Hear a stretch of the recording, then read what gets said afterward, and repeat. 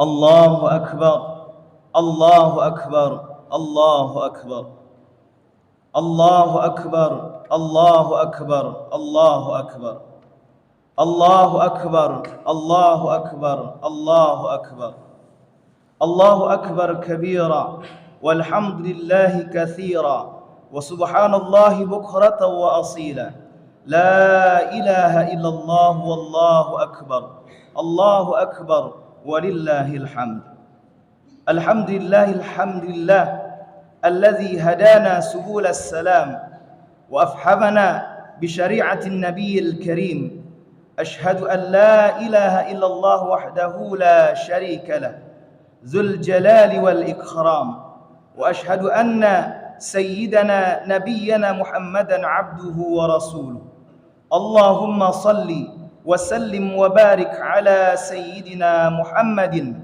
وعلى آله وأصحابه والتابعين بإحسان إلى يوم الدين وبعد فيا أيها الإخوان أوصيكم ونفسي بتقوى الله وطاعته لعلكم تفلحون قال الله تعالى في القرآن الكريم أعوذ بالله من الشيطان الرجيم بسم الله الرحمن الرحيم يا أيها الذين آمنوا اتقوا الله وقولوا قولا سديدا يصلح لكم أعمالكم ويغفر لكم ذنوبكم ومن يطع الله ورسوله فقد فاز فوزا عظيما وقال تعالى يا أيها الذين آمنوا اتقوا الله حق تقاته ولا تموتن إلا وأنتم مسلمون صدق الله العظيم Ma'asyiral muslimin wal muslimat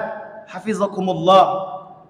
Pada saat ini kita semua patut bersyukur bahwasanya bulan suci Ramadan yang barusan saja kita lalui, alhamdulillah bisa kita lalui dengan keadaan sehat wal afiat. Ini berarti kita semua insyaallah telah lulus ujian, yakni berhasil menjalankan ibadah puasa selama sebulan penuh sesuai dengan ketentuan syariat Islam. Sekarang juga kita patut bergembira karena di samping kita telah berhasil mengumpulkan pundi-pundi pahala, insyaallah juga Allah akan mengampuni dosa-dosa kita yang telah lampau. Amin ya rabbal alamin. Rasulullah sallallahu alaihi wasallam bersabda dalam sebuah hadis yang diriwayatkan oleh Abu Hurairah radhiyallahu anhu. Rasulullah sallallahu alaihi wasallam bersabda, "Man shama Ramadhana imanan wa ihtisaba, ghufira lahu ma taqaddama min dzambihi." Dari hadis ini lahirlah makna Idul Fitri yang dalam konteks bahasa Indonesia maknanya tidak hanya bermakna hari raya setelah kita melaksanakan puasa di bulan suci Ramadan dengan berakhirnya bulan Ramadan juga, atau dalam kamus Ma'ani disebutkan al-yaumul al-awwalu alladzi yabda'u bihi al-iftar lis-sha'imin, hari pertama bagi orang-orang berpuasa Ramadan mulai kembali berbuka puasa, yaitu dengan makan dan minum seperti hari-hari biasa. Namun juga secara konseptual bermakna kembali suci seperti kita baru lahir ke dunia ini.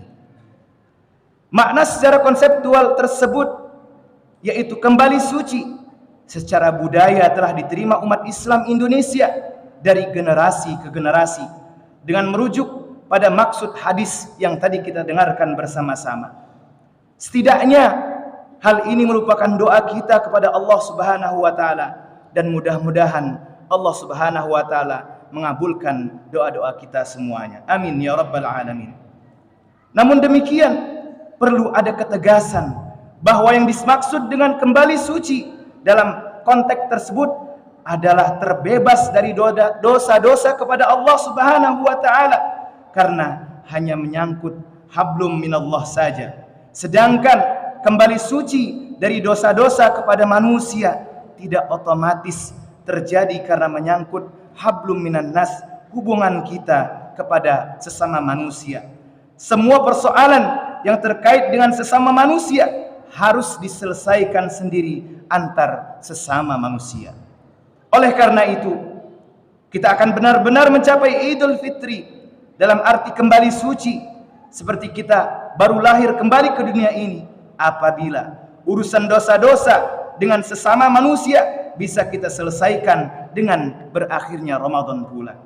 Tentu saja lebih baik urusan dengan sesama manusia bisa kita selesaikan sesegera mungkin tanpa menunggu berakhirnya Ramadan.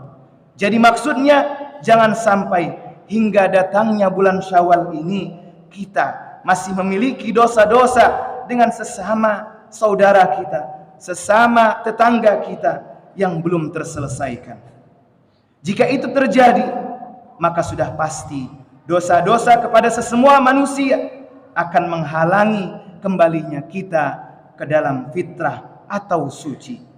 Hal inilah yang kemudian melahirkan tradisi, yaitu saling bermaaf-maafan di antara umat Islam di Indonesia yang kita kenal halal bihalal.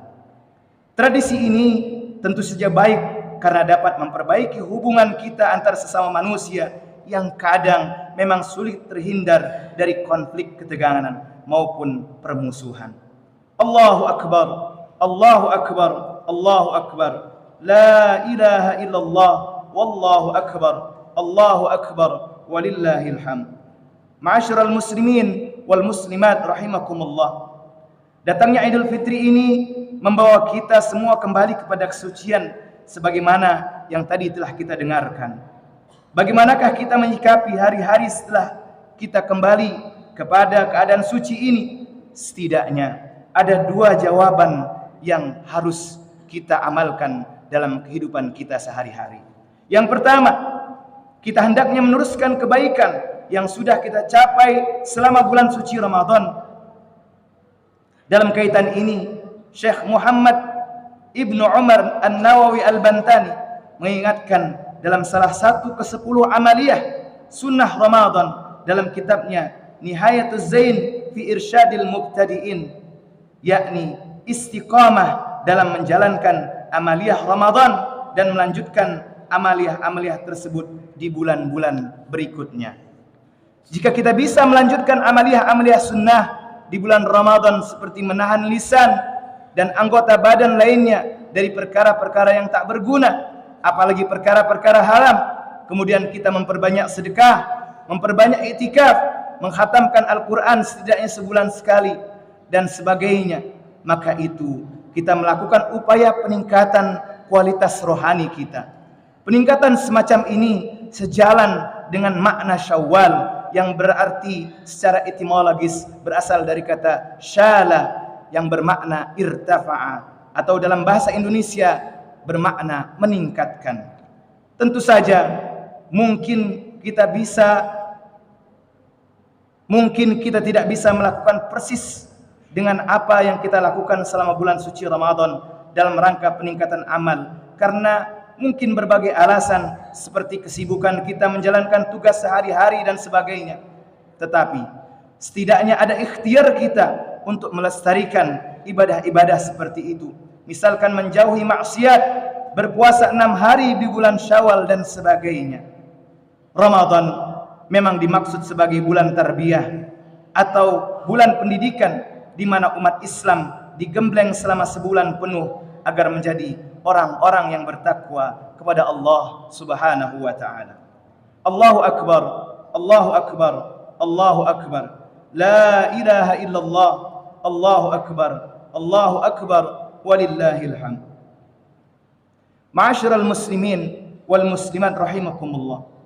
Yang kedua, menjaga agar kita tidak mengalami kebangkrutan amal sebagaimana yang telah kita raih baik sebelum maupun selama Ramadan dengan cara tidak menzolimi orang lain. Dalam hal ini Rasulullah SAW menjelaskan tentang kebangkrutan amal sebagaimana yang diriwayatkan oleh Abi Hurairah radhiyallahu anhu, bahwasanya Rasulullah SAW pernah bertanya kepada para sahabat, "Ayuha ashabi, atadruna mal muflis?" Wahai para sahabatku, tahukah kalian siapakah orang yang mengalami kebangkrutan. Faqala ashabi Rasulillah sallallahu alaihi wasallam, al-muflisu fina man la dirhama lahu wala mata'. Para sahabat menjawab, orang bangkrut menurut pendapat kami ialah mereka yang tidak mempunyai uang dan tidak mempunyai harta benda. Namun Rasulullah sallallahu alaihi wasallam pun menjawab, qala Rasulullah sallallahu alaihi wasallam, innal muflisa min ummati ya'ti yaumal qiyamah bi salatin wa siyamin wa zakatin wa ya'ti wa qad shatama hadha wa qadhafa hadha wa akala mala hadha wa safaka dama hadha wa daraba hadha fayu'ti hadha min hasanatihi wa hadha min hasanatihi fa in faniyat hasanatuhu qabla an yaqdiya ma alayhi ukhiza min khatayahum faturihat alayhi summa turiha finnar. Sesungguhnya orang bangkrut dari umatku ialah mereka yang pada hari kiamat nanti membawa amal kebaikan berupa salat, puasa dan zakat. Namun mereka dahulu pernah mencaci maki orang lain, menuduh dan mencemarkan nama baik orang lain, memakan harta orang lain, menumpahkan darah, memukul orang lain. Maka kepada mereka yang mereka salahi itu diberikan pahala amal baik mereka, dan kepada orang lain yang diberikan pula amal baik kepada mereka. Apabila amal baik mereka telah habis sebelum utangnya lunas, maka diambillah kesalahan orang yang disalahi itu dan diberikan kepada mereka.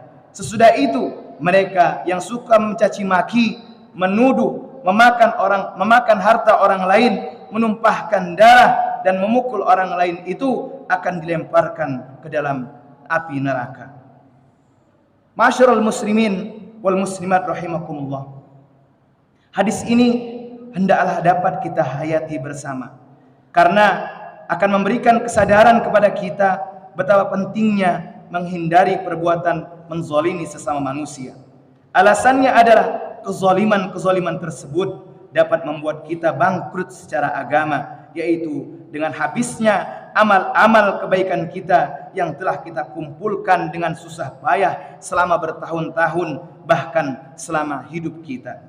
Untuk itu, apabila kita sayang pada diri kita, maka jagalah agar amal-amal baik kita bisa kita rawat dengan sebaiknya, sehingga tidak musnah sia-sia, dengan cara mengendalikan diri sehingga orang lain selamat dari perbuatan menzalimi orang lain.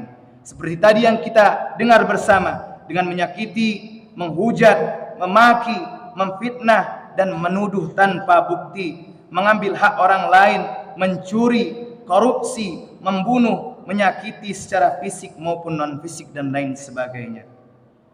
Demikianlah khutbah yang singkat ini disampaikan. Semoga kita mampu menjalani pesan yang terkandung dalam khutbah Idul Fitri ini pasca Ramadan yang baru saja kita lalui, dengan terus melestarikan amaliyah yang biasa kita lakukan di bulan suci Ramadan, serta menjaga hati kita, lisan kita dari perbuatan menzalimi sesama kita.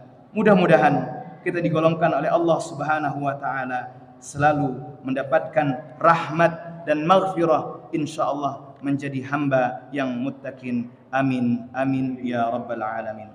A'udzubillahi minasyaitonir rajim. Bismillahirrahmanirrahim. Inna a'tainakal kautsar fashalli li rabbika wanhar inna syani'aka huwal abtar. Barakallahu li wa lakum fil Qur'anil azim wa nafa'ani wa iyyakum bima fihi minal ayati wa dzikril hakim wa taqabbala minni wa minkum tilawatahu innahu huwas samiul alim. Aqulu qawli hadza wa astaghfirullah min kulli dhanbin azim fastaghfiruhu innahu huwal ghafurur rahim.